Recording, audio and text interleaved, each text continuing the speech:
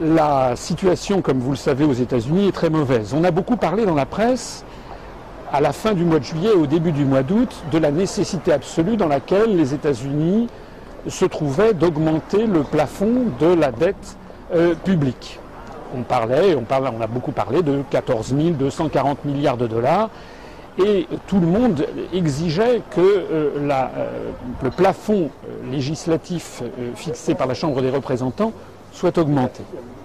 Ce que l'on ne dit pas assez, c'est que ce montant de 14 240 milliards de dollars ne correspond qu'à une petite partie, en gros la moitié, de la dette publique américaine. Il s'agit seulement de la dette de l'État fédéral.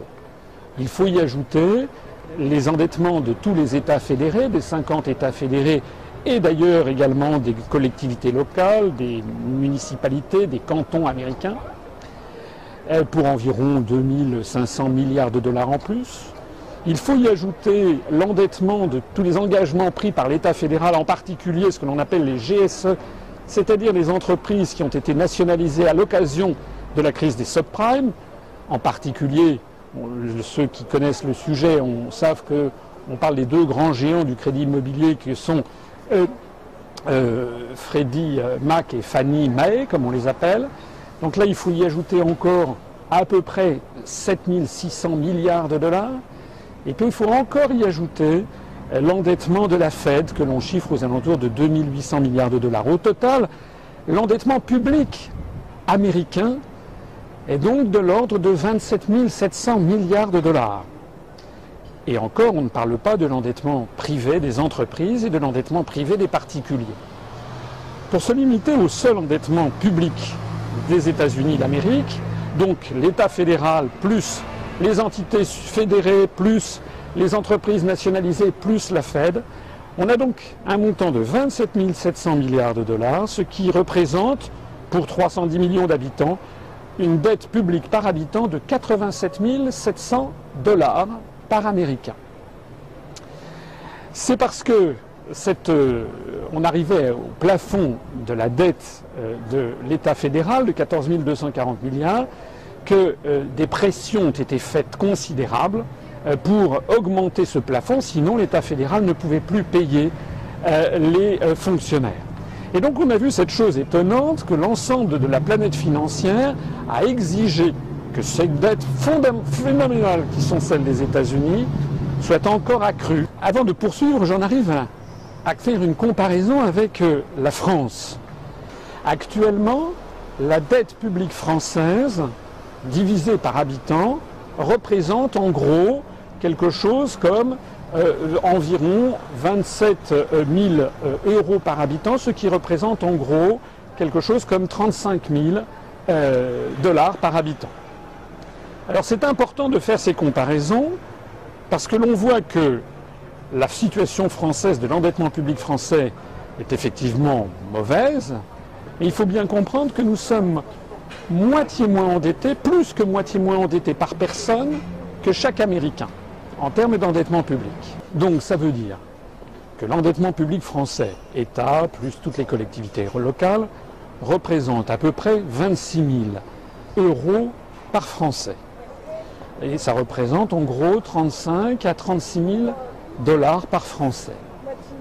Alors ça c'est important à avoir à l'esprit, c'est que en France, chaque Français est endetté par l'État et les collectivités locales. L'endettement public est de l'ordre de 35 à 36 000 dollars. Aux États-Unis, il est de l'ordre de 87 000 dollars. Puisque l'on dit aux Français que l'endettement public est trop élevé en France, on devrait dire aux Américains que l'endettement public aux États-Unis est encore beaucoup plus élevé. Et donc, puisque l'on ne cesse de dire aux Français qu'il faut qu'ils diminuent leur endettement public, on devrait dire a fortiori aux Américains de le faire puisqu'ils sont plus de 2 fois plus endettés. Mais ce n'est pas comme ça que les choses se passent. Les choses se passent d'une autre façon. On dit aux Français qu'ils sont trop endettés, donc qu'ils doivent vendre notamment des éléments de leur patrimoine public. Par exemple, on cède des autoroutes, il est question maintenant de vendre des routes nationales, il est question de vendre, privatiser un certain nombre d'entreprises nationales. On a dit la même chose aux Grecs. Je profite au passage pour dire que l'endettement public grec par habitant est de l'ordre de 39 000 $, donc il est moitié moindre que celui qu'il y a aux États-Unis. Et au même moment, ceux qui disent aux Grecs, aux Français qu'ils doivent vendre leur patrimoine, exigent que les Américains augmentent leur endettement public. Il s'agit en fait d'une escroquerie générale que les Américains ont résumée d'une façon cynique. C'est que la dette des États-Unis, c'est le problème du reste du monde. Parce que tout le monde sait que si d'un seul coup les Américains arrêtaient de s'endetter, eh bien ça créerait un trouble général dans l'économie mondiale et l'effondrement probablement de l'économie pendant certainement plusieurs années. Le résultat quand même de tout ceci, c'est que on demande aux États-Unis de continuer à s'endetter, on continue à faire gonfler cette bulle d'endettement aux États-Unis, et le résultat, c'est que le patrimoine public grec ou français qui est vendu par les Grecs ou par les Français pour se désendetter, en définitive, est racheté pour partie par des fonds de pension américains qui sont justement gavés de cette bulle d'endettement.